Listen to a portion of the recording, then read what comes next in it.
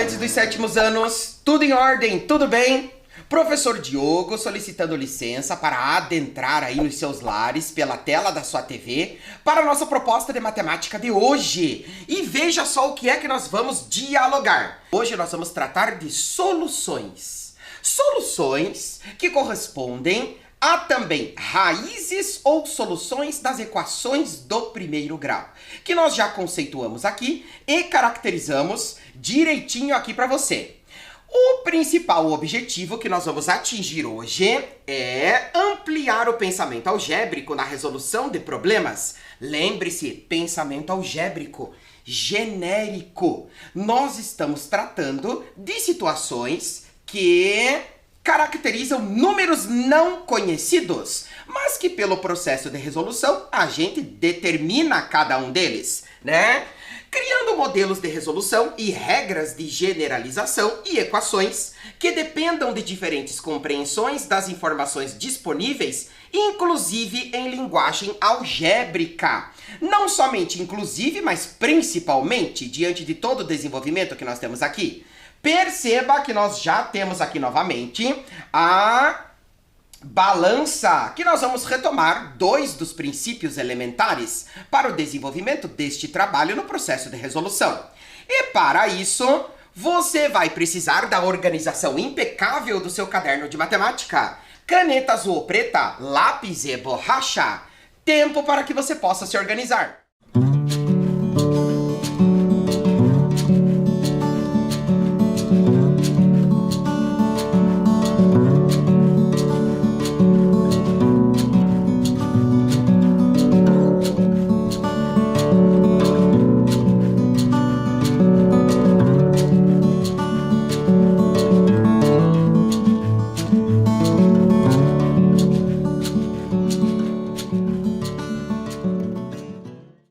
Adentremos na primeira proposta de hoje. Acompanhe comigo, olha lá. Escrevendo equações equivalentes. Os princípios de equivalência. O que você está fazendo, Alice? Tentando colocar esses cubinhos nos dois pratos para deixar a balança em equilíbrio. Balança em equilíbrio? Perceba comigo que uma balança equilibrada estabelece uma relação de equilíbrio, que você também chama de relação de equivalência, expressa matematicamente por uma igualdade. Então aqui nós temos o nosso modelo de balança, onde nós vamos determinar essas relações de equilíbrio conforme as duas quadrículas estão mostrando aqui para nós. Como estabelecer? Veja, vamos, por exemplo, colocar aqui no primeiro prato, que você chama de primeiro membro, a massa 2. Para que você tenha uma relação de equivalência, ou seja, de igualdade, no segundo prato, que você chama de primeiro membro, você também precisa colocar exatamente a mesma massa 2. Estabelecida aqui, ó, a relação de equilíbrio para você, certo? Porém, para que esta relação de equilíbrio se mantenha, nós precisamos utilizar aqui os chamados princípios de equivalência. Então, sugira junto comigo aqui. Vamos acrescentar no primeiro membro a massa 3. Então, agora nós temos massa 5. Para que a igualdade se mantenha, nós precisamos acrescentar a mesma massa 3 no segundo membro. Ou seja, 5 equivale a 5, tá? Então, se você acrescenta uma determinada massa no primeiro membro, você deve acrescentar esta mesma massa no segundo para que a equivalência, ou seja, a igualdade se mantenha, certo? Da mesma forma, se você retirar uma determinada massa, no caso a massa 3, do primeiro membro, para que a igualdade se mantenha, você também precisa retirar a mesma massa do segundo membro, né? Obtendo-se aqui uma nova igualdade e sustentando-se, mantendo-se a relação de equivalência, ou seja, a relação de equilíbrio expressa por uma igualdade. E se você tem uma igualdade juntamente com um número desconhecido, você vai ter a composição e o conceito de uma equação. Tudo bem? Tudo certo? Apliquemos esta ideia que você me acompanhou aqui nesse modelo matemático de observação na primeira situação. Veja, A Petrobras é pioneira na extração de petróleo em alto mar. Alguns desses poços chegam a atingir até 2.000 metros abaixo da superfície d'água, ou seja, do nível do mar. Com base no esquema ao lado, qual é a altura da torre? Perceba que uma situação parecida com essa nós já desenvolvemos nas aulas anteriores, porque no primeiro tópico nós estávamos representando a equação. Agora, com o desenvolvimento dos princípios, que nós chamamos de princípio aditivo, acrescentar massa ou retirar massa, nós temos propriedades, propriamente ditos os princípios, que nos possibilitem determinar a altura da torre, resolvendo a equação e não somente a representando, certo? Então veja só, do topo da torre até o fundo do mar, que corresponde aqui à profundidade, nós temos 523 metros. Se da superfície d'água até o fundo do mar nós temos 465 metros, qual vai ser a altura da torre? Do nível do mar até o topo dela, certo? Representemos aqui juntos, veja só. Nós temos a altura, somado com 465 metros, equivalente a 523. Ou seja, não somente equivalente, mas igual, que corresponde à altura total, à distância total do topo que você tem aqui da torre até o fundo do mar, certo? Então, perceba a composição da sentença que você chama de equação, porque temos aqui uma igualdade e temos aqui a incógnita, que é a altura que nós desejamos descobrir. Número desconhecido é representado por uma incógnita. Perceba que nós poderíamos ter escrito aqui x mais 465 igual a 523. A mais 465 igual a 523. Perceba que a altura h foi somente uma sugestão de representação para a medida que nós não conhecemos, certo? E diante disso, apliquemos o princípio aditivo que nós acabamos de verificar. Veja, desenvolvendo tem-se, olha lá, h mais 465 igual a 523. Se nós temos aqui 465, sugere-se descontar essa medida tanto do primeiro membro quanto do segundo membro para determinarmos a altura da torre. Descontando-se, perceba que se você desconta 465 do primeiro membro, você precisa descontar 465. Descontar, diminuir, subtrair do segundo membro também para que a igualdade se mantenha. Diante disso, nós sabemos que a altura desta torre vai corresponder a 58 metros. Logo, a altura da torre é de 58 metros, aplicando o princípio aditivo representado neste modelo que nós temos aqui. Certo? Todo mundo me acompanha nesta ideia? Agora, diante disso, vamos fundamentar a aplicação do princípio aditivo que nos diz o seguinte, veja. Adicionando ou subtraindo um mesmo número aos dois membros de uma igualdade, obtém-se uma nova igualdade mantendo-a. Generalizando tem-se para números quaisquer, A, B e C. No universo do conjunto dos números racionais que nós estamos discutindo aqui sempre, nós temos lá, se A é igual a B, se nós adicionamos um valor C no primeiro membro, isso significa que nós precisamos adicionar o mesmo valor C no segundo membro para que a igualdade se mantenha, tanto adicionando como também poderíamos ter subtraído. Diante disso, observe comigo a relação de equivalência que se estabelece aqui para você. Ó, balança equilibrada, podemos acrescentar mais 2, tanto no primeiro quanto no segundo membro, para manter a igualdade, ou retirar 2, tanto do primeiro membro como do segundo, para manter novamente a igualdade. Agora você vai ter um tempo de análise para fixar o primeiro princípio que corresponde ao aditivo em termos de resolução de equações. Tempo para você!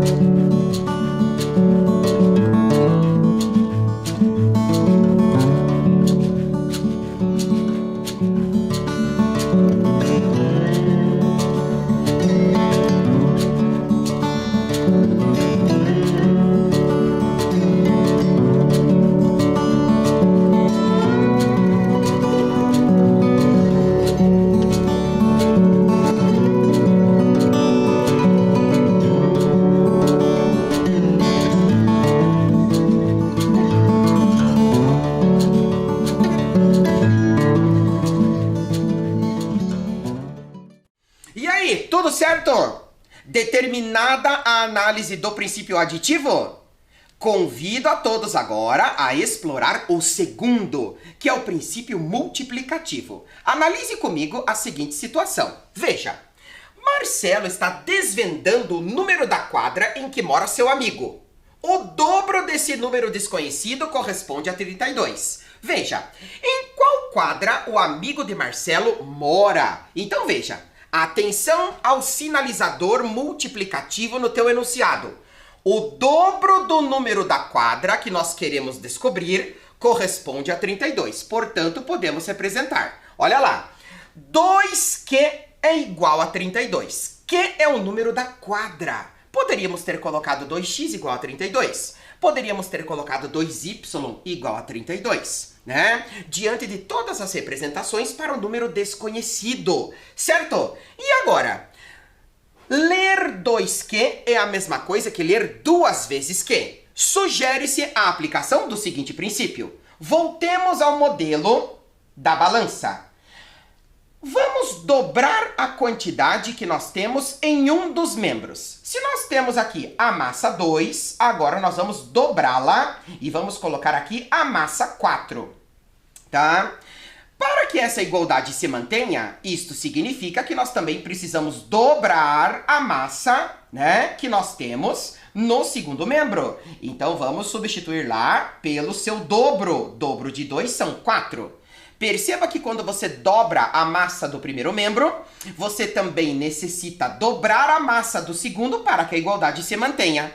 Da mesma forma, nós podemos repartir estas massas em partes iguais para que também a igualdade se mantenha. Então agora acompanhe comigo o processo inverso. Vamos reduzir a massa do primeiro membro, que é 4, para a sua metade, que vai corresponder a 2, retornando à ideia anterior. O que isso significa? Significa que nós precisamos reduzir também pela metade a massa do segundo membro para que novamente a igualdade se mantenha. Perceba as relações que nós temos aqui. Dobramos as massas dos dois membros para a igualdade se manter. Reduzimos a metade a massa dos dois membros para a igualdade se manter, sustentando e definindo o princípio de equivalência, certo?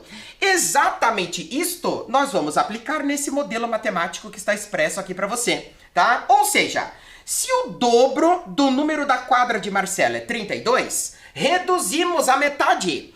2q sobre 2 vai ser igual a 32 sobre 2. Por quê? Se você determina a metade do valor do primeiro membro, determina-se também a metade do valor do segundo membro para que a igualdade se mantenha. Tendo-se a metade, temos lá, metade de 32, nós vamos ter 16. Em qual quadra o amigo de Marcelo mora? Isso significa que ele vai morar na quadra 16. Beleza? Olha lá. E agora nós temos a aplicação do princípio multiplicativo, dobrando, determinando a metade. E isso vai compor o seguinte para nós. Veja, olha lá.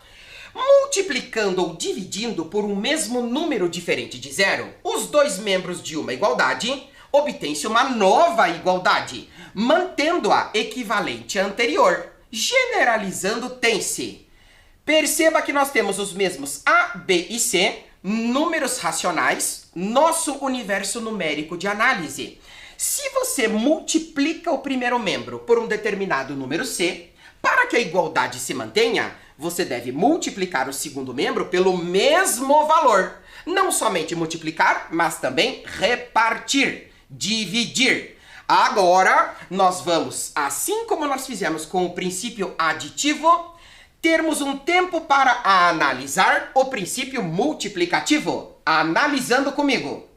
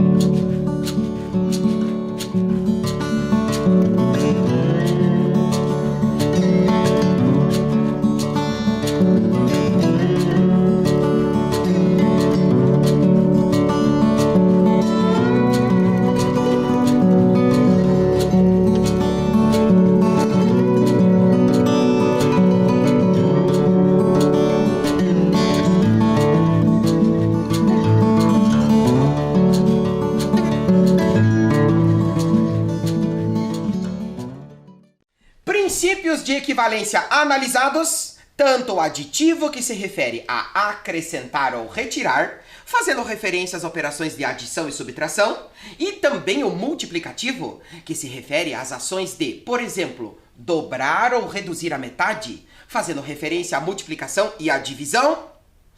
Estes dois princípios que nós analisamos aqui, iremos utilizar para resolver equações, certo? Percebam o nosso caminhar analítico do processo de resolução de uma equação. Importantíssimo para você. Por quê? Porque nós constantemente em nossas ações diárias estamos descobrindo valores. E a aula de matemática que você está acompanhando agora é justamente para representar essas situações com números que você não conhece e passa a conhecer descobrindo-os, certo? Olha lá a primeira proposta que nós temos para representar e analisar. O quádruplo do número, de produtos idênticos já produzidos, adicionado com outros 20, resulta na capacidade total de armazenamento de um depósito que é de 80 produtos. Quantos desses produtos já foram produzidos? Então veja, capacidade total, 80 produtos, ou seja, é igual a 80. Pergunta-se, o que é igual a 80? O quádruplo do número de produtos idênticos já produzidos. Número de produtos idênticos já produzidos. Queremos saber qual é este número. Se nós não sabemos, incógnita para eles. Você pode escolher, tá? Adicionado com outros 20. E agora? Como que nós iremos representar e determinar esse valor utilizando o princípio aditivo e multiplicativo? Tempo para que você possa registrar, representar e aplicar os princípios.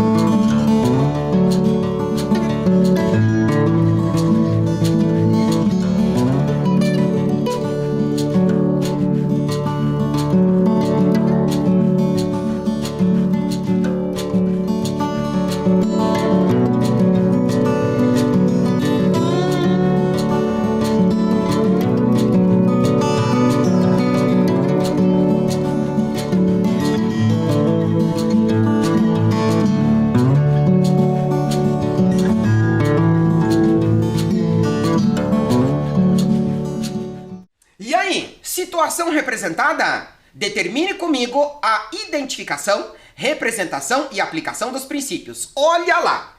O quádruplo, 4 vezes o número de produtos idênticos já produzidos. Se nós não sabemos quantos são, incógnita para eles. É o valor que nós queremos descobrir, né? Adicionado com outros 20. Resulta na capacidade total de armazenamento de um depósito que é de 80 produtos. Veja só a sentença que nós já representamos aqui. 4P mais 20 igual a 80. A primeira frase do teu enunciado diz respeito a exatamente esta linguagem algébrica que nós caracterizamos aqui, representado por uma equação, tá? Quer ver? Observe comigo. O quádruplo de um número de produtos idênticos já produzidos, chamado de P, adicionado com outros 20, corresponde à capacidade total desse depósito, que equivale, é igual a 80. Exatamente o que está escrito no enunciado está representado aqui. Pergunta-se para você, quantos desses produtos já foram produzidos? Agora, fazendo uso do princípio aditivo e do princípio multiplicativo, nós vamos determinar quantos são esses produtos que já estão guardados lá no seu depósito, beleza? Perceba que nós temos aqui a adição de 20. Sugere-se descontar, diminuir, subtrair 20 de cada membro. Olha lá, se você subtrai 20 do primeiro membro, isto significa que você deve subtrair 20 também do segundo membro, para que a igualdade se mantenha, né? Olha lá, mais 20 com menos 20 são opostos. Adicionados dá zero. Vai te sobrar somente o 4P aqui, né? 80 menos 20, 60. Aplicado o princípio aditivo. Até esta parte da resolução. Todos me acompanham? Beleza. Agora nós vamos para a segunda parte, onde nós temos a aplicação do princípio multiplicativo. 4P é o mesmo que ler 4 vezes P. É igual a 60. Sugere-se dividir ambos os membros pelo coeficiente do termo 4P. Ou seja, determinarmos a quarta parte, dividir por 4. Então temos lá, dividindo por 4, o número de produtos idênticos já produzidos vai corresponder à quarta parte de 60, que vale 15, certo?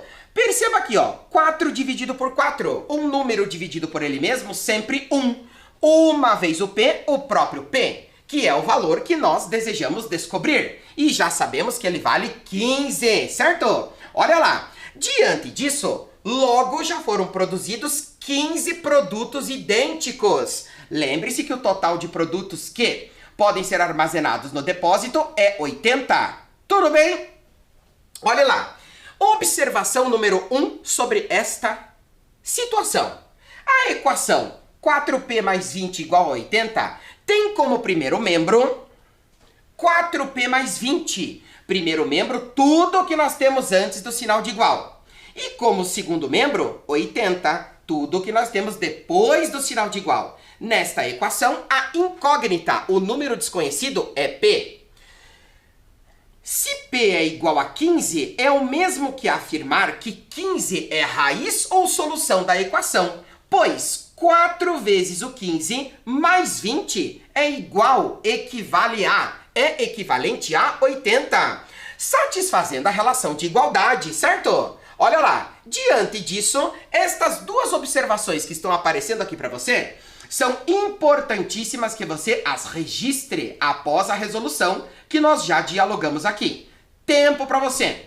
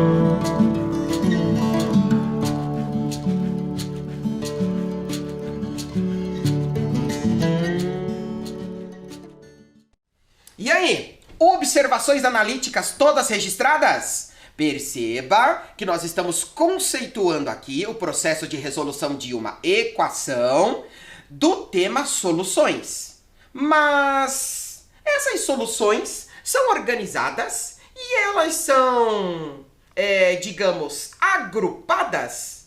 De que forma e vem de onde? Qual é a referência que nós temos para solucionar equações? De qual universo nós estamos falando aqui? Acompanhe comigo a seguinte situação. Veja, Márcia mora em uma casa de número par. Promovendo o enigma para sua amiga que vai lhe visitar, ela perguntou: você apertará a campainha da casa que tiver a raiz ou solução de qual equação a seguir? Primeira equação, 4a menos 10 igual a 10. Segunda situação, 2b menos 7 igual a b mais 1. Com isso, a amiga de Márcia apertou a campainha da casa número.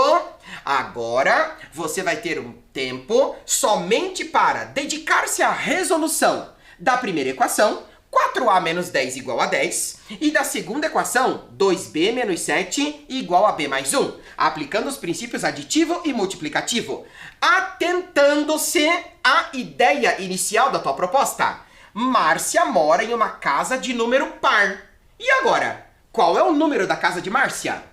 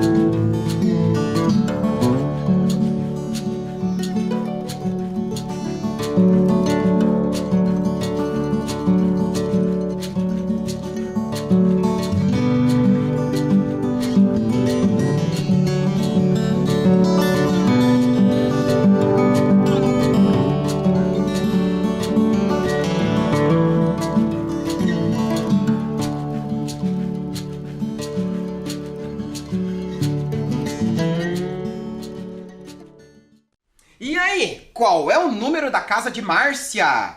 Perceba que para essa situação, nós estamos explorando, do começo ao fim, o processo de resolução de equações, aplicando o princípio aditivo e o princípio multiplicativo, certo? Então vamos lá. Márcia mora em uma casa de número par. Perceba o universo numérico que nós estamos tratando aqui. Casa de número par. Os números ímpares estão todos excluídos, tá? Então nós estamos delimitando um conjunto chamado de universo para solucionar esta situação por meio das raízes ou soluções das suas duas equações apresentadas. É necessário ter um número par aqui.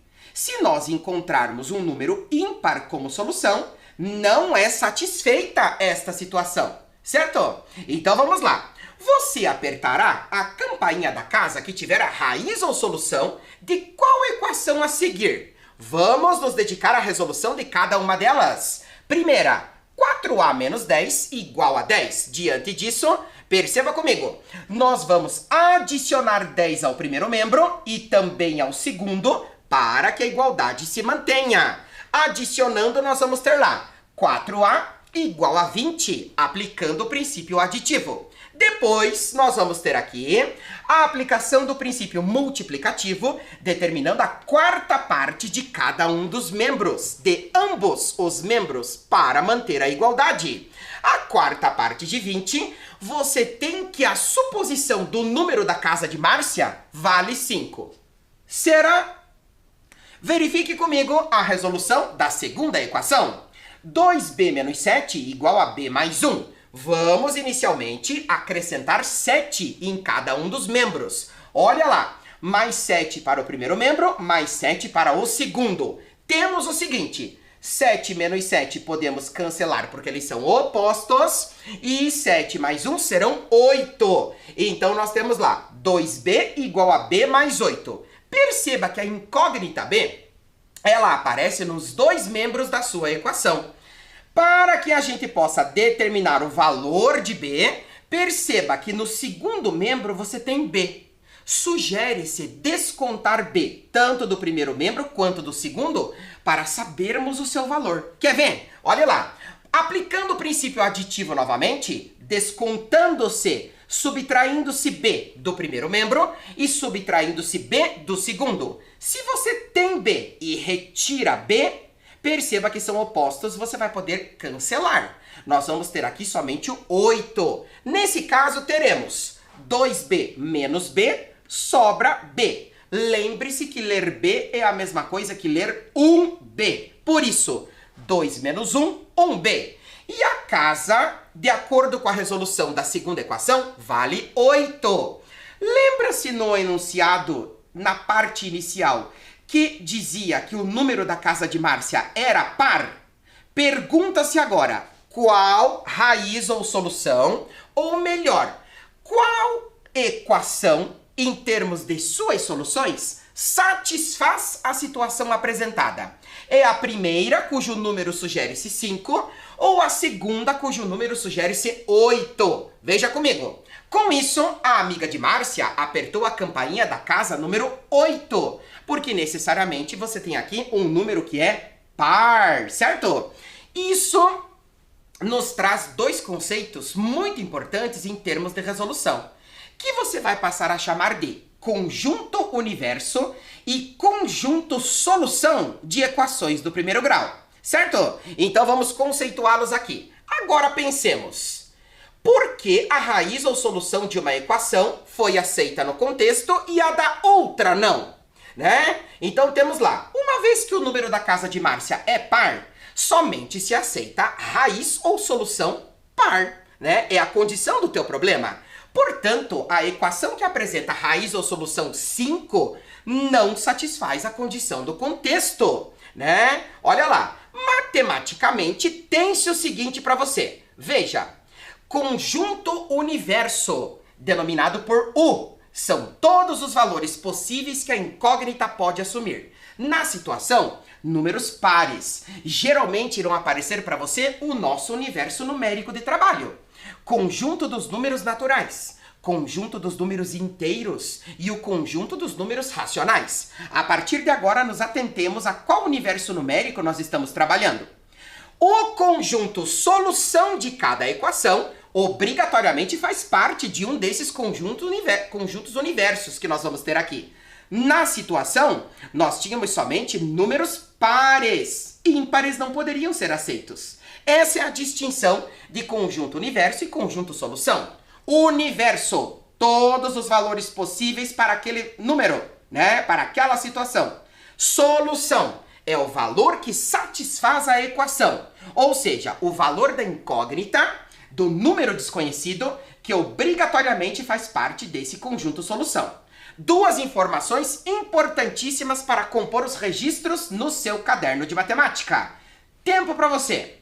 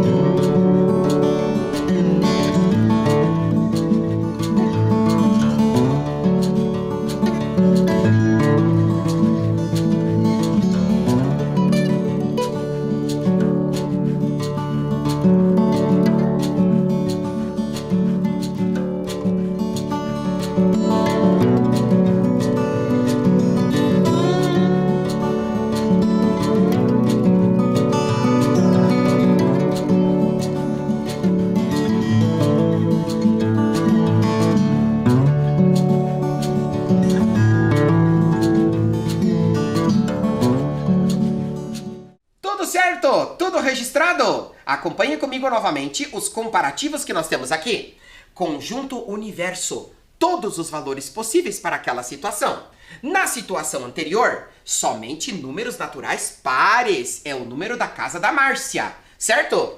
E conjunto solução é o valor que satisfaz a situação. Nesse caso, na situação anterior, o número da casa é 8, pertencente ao subconjunto dos números naturais pares. É o nosso conjunto universo. Só se aceita números pares para esta situação. Beleza? Tudo bem? Olha lá o que nós podemos representar agora. Pode-se expressar Resolução da primeira equação. Perceba que o A vale 5, é número ímpar. E agora está aparecendo para você o seguinte: a solução desta equação para o conjunto universo dos números pares é vazia. Atenção às duas representações do conjunto solução vazio. Entre chaves e nada dentro, ou o símbolo propriamente dito do conjunto solução vazio. Mas por que nós estamos representando isso desta maneira? Atenção à notação matemática nova que está aparecendo para você e a situação.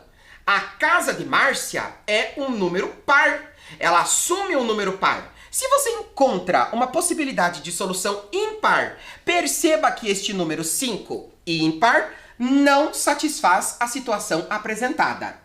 Por outro lado, nós temos a segunda equação que representa para você a solução ou raiz 8. E aqui sim nós temos a solução. Por que nós temos a solução? Porque o número 8 satisfaz a situação da casa de Márcia condicionalmente ser um número par. Portanto, o número 8 é aceito deste conjunto universo. Faz parte obrigatoriamente dele. Tudo bem? Tudo certo? Todo mundo me acompanha nessa ideia em termos de conceito explorado aqui? Beleza! Olha lá a proposta número 3.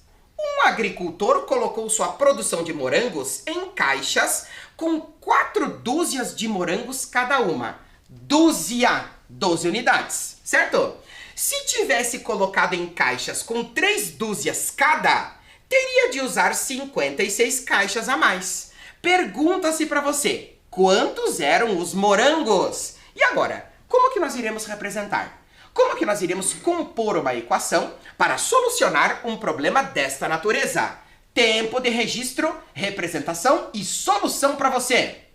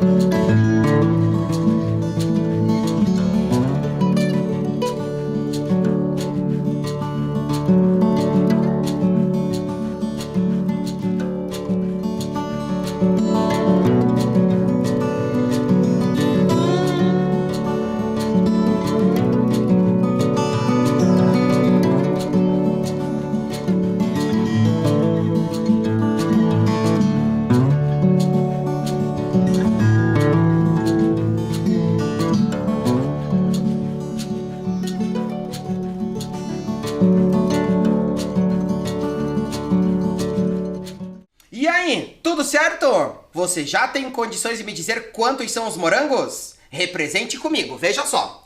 Um agricultor colocou sua produção de morangos em caixas com 4 dúzias de morangos cada uma. Então nós podemos começar aqui a perceber. Veja comigo, olha lá. Para Y sendo o número de caixas. Perceba que pode ser X, pode ser A, pode ser M de morangos. Qual incógnita você quiser representar, certo? Olha lá, diante disso, caixas com 4 dúzias de morangos cada. Uma dúzia, 12 unidades. 2 dúzias, 2 vezes 12, 24. 3 dúzias, 3 vezes 12, 36. 4 dúzias, 4 vezes 12, 48 unidades de morango por caixa. 48Y, certo? E depois, se tivesse colocado em caixas com 3 dúzias cada, ou seja, 36, como nós estamos dialogando, teria de usar 56 caixas a mais. Então, 36 unidades de morango por caixa, mais 56 caixas. Lembre-se que Y é o número de caixas que nós estamos organizando aqui, certo? Diante disso, preste atenção aqui, conforme as nossas representações. Caixas com 4 dúzias de morangos cada, 48Y. Caixas com 3 dúzias, mais 56. Olha só. Caixas com 3 dúzias, 36 unidades de morango vezes o número de caixas, por caixa, mais 56 caixas com 3 dúzias cada. Ou seja, 56 caixas com 36 morangos cada uma. Nós temos aqui a aplicação direta do raciocínio proporcional. Portanto, nós temos lá 56 vezes 36, 2016. Agora, prestando atenção no contexto do teu problema, são duas organizações que nós podemos afirmar que elas são equivalentes aqui. Podemos organizar todos os morangos em 4, ou melhor, em caixas com 4 dúzias cada, ou em caixas com 3 dúzias cada, mais 56 caixas com 3 dúzias cada também. Portanto, essas duas maneiras de organização de todos os morangos são equivalentes, ou seja, são duas maneiras diferentes de organizar a mesma quantidade de morangos. Logo, são iguais, são equivalentes. Então, pode-se escrever 48Y é igual a 36Y mais 2016. Nesse caso, apliquemos o princípio aditivo. Desconta-se 36Y do primeiro membro e 36Y do segundo, tendo-se 12Y igual a 2016. Perceba o fator multiplicativo do número de caixas. Apliquemos o princípio multiplicativo propriamente dito. Nesse caso, vamos dividir ambos os membros por 12. 2016 dividido por 12, nós vamos ter aqui 168 caixas. Caixas, não número de morangos ainda, certo? Diante disso, se uma dúzia de morangos são 12, como nós já estamos dialogando aqui, então 4 dúzias são 48 morangos por caixa, certo? Se nós temos 48 morangos em cada uma das 168 caixas, podemos realizar 168 caixas vezes 48 unidades de morango cada uma, você vai ter o total de 8.064 morangos organizados nas caixas. Beleza? Tudo certo? Me acompanha na constituição desse descobrimento de valor correspondente ao número de morangos? Tudo certo? Hoje nós aprendemos a ampliar o pensamento algébrico na resolução de problemas, criando modelos de resolução e regras de generalização e equações que dependam de diferentes compreensões das informações disponíveis, inclusive na linguagem algébrica, principalmente na linguagem algébrica, certo? Todos desenvolvendo a organização impecável do caderno, resolvendo equações, dialogando com seu professor. Combinado? Cuidando-se, preservando-se, prevenindo-se. Até a nossa próxima proposta. Tchau!